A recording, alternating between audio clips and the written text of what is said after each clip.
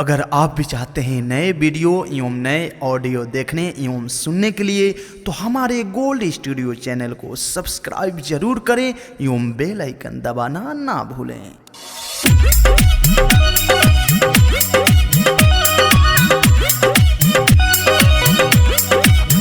सना कहवा मिलल मोर बलमुआ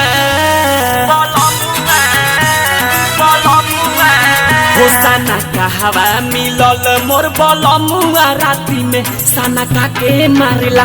सना कहवा मिलल मोर बलमुआ राती में सना काके मारेला।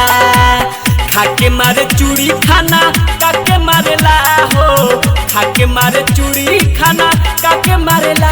जब कट जाला घर के बिजुरिया, जब कट जाला घर के बिजुरिया तो दिया खाना काके मारेला।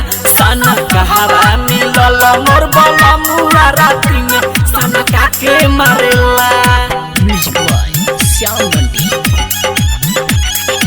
DJ Chintu, DJ Chintu, DJ Chintu,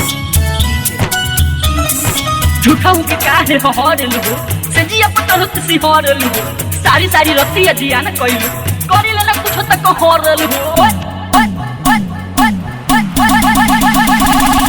खाला गोरी के समी चुहारा कबे छुट्टी से पपुहारा अरे ना करनु पुर करा जानी करा हमके माना बड़ा मन करेला, बड़ा मन करेला। हो सना कहवा मिलल मोर बलमुआ राती में सना काके मारेला। सना कहवा मिलल मोर बलमुआ राती में सना काके मारेला।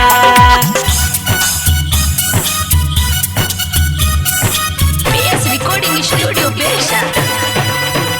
सना कहवा मिलल मोर बलमुआ राती में सना काके मारेला। सना कहवा मिलल मोर बलमुआ राती में सना काके मारेला।